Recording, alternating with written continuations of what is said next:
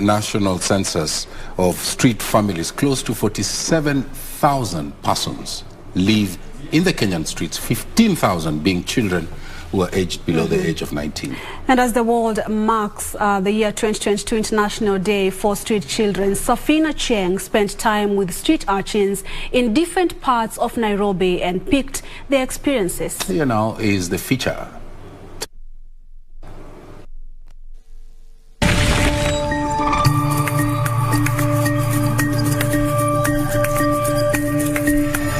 Nawe uniambie toka hapa kitoto hii enda kwenu.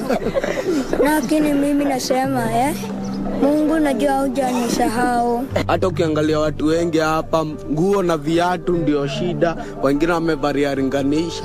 Hata kama ni chakula mtakuwa tu mnatuletea, tuwezi kataa. For many of them, crime is the only readily available means to survive, which makes them an easy target for law enforcers and mob justice.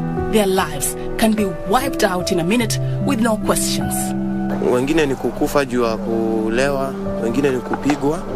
Unaona ile kuwekelewa makosa, amefanya kitu na hajafanya, wapata mraia inachukua action against him na inamjaji na baki wanamuua, aidha wanamdiscipline mpaka anakufa.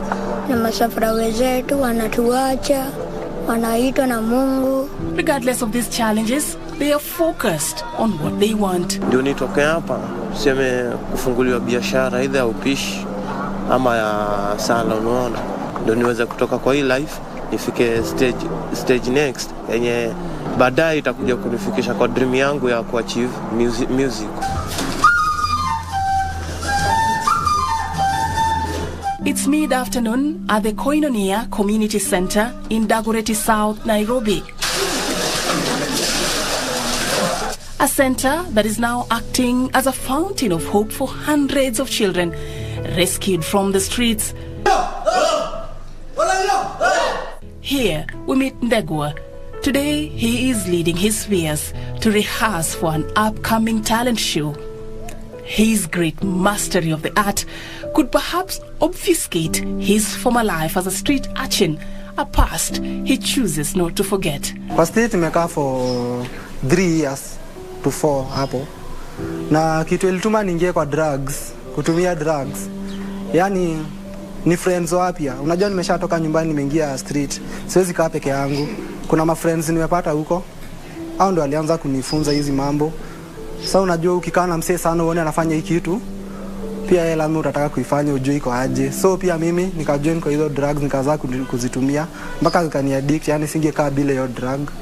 Ironically, regardless of the tough life, the pull of the streets proved too strong for him. Kuna venye unaweza kutoa mtu yuko street umpeleke shule mara moja, because lazima kwanza arekebishe ajue nini anataka. So pale kwa rescue unaona sana siku ya kwanza umeingia, bado kuna wale marafiki ulitoka nao street. So bado kuna ile bado mnachochana, bado ile kiu ijaisha, unasikia kuna kitu umemiss huko hivyo street. So ndio mnaanza kuchochana, sijui mnataka nini, huku ni kubaya what, ndio muende. When he finally yielded, he found not just a home but a new lease of life. Hii center imenipea vitu nyingi sana, nimegain vitu nyingi sana zenye hata sikuwa najua. Ukiangalia hapa, hii ni group yangu ya acrobat. Mimi nachapanga acrobat na dance. Hizo vitu zote nimejulia huku na nikufunzwa. Arasa hii hata siamini kama mimi ni acrobat, sikuwa najua kitu. Ndio kuna mtu anazali yangu akijua. Hapa nimegain vitu nyingi sana. Nimesoma sasa hivi kuna vitu najua za sikuwa najua. Najua sasa nafaa kutengeneza future yangu, nisiangalie future mtu mwingine. Ndegwa is a good example of the hidden gems in the streets, which often get wasted away due to lack of proper policies and interventions for rehabilitation of street families. In 2003, the government established the Street Families Rehabilitation Trust Fund, which was operationalized in 2019 with a vision to create a country that is free of street families. But several years later, this urban tragedy is proving to be a hard nut to crack, at least going by the surge, especially during the COVID-19 pandemic. So why is the pull of the streets so strong? Father Renato Cesana is an Italian priest based in Kenya. He is the founder of the Koinonia Community Center, which runs several children homes and academic institutions. Here, the children get access to basic education, health, and nutrition, a pivotal seed of transformation. Look at the children around you. Look at the children. Look at them. They only need help. Sometimes a little help. Because if we help them before they fall into that big hole that is the use of drugs and so on, we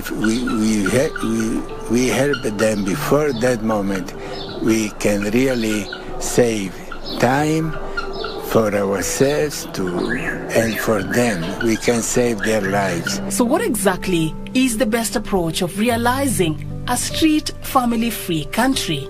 For you to see that child in the street, something ought to have happened within the family.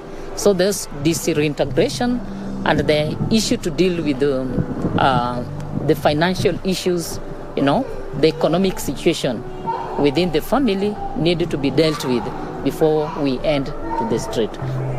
Lakini mimi naweza penda kwa sana nikirudi home mtu asinichukie. Juu si kupenda kwangu. Unajua kila mtu anakuanga na maisha yake. Kila mtu anakuanga na life yake, tuseme hivyo. Sisi tunaweza kuambia God ablessiwe sana. Juu tuko hapa, tuko uhai sana. Watu wanatutukananga, watu wataongea vibaya, lakini hatufurahi. Realizing a street families-free country is a burden that the government alone cannot carry. It calls for collaborative efforts by multilateral actors who not only need to invest in improving the living conditions of street families, but also focus on preventive measures to curb the surge. Reporting for Prime Edition, I'm Serfine Achieng, Oma.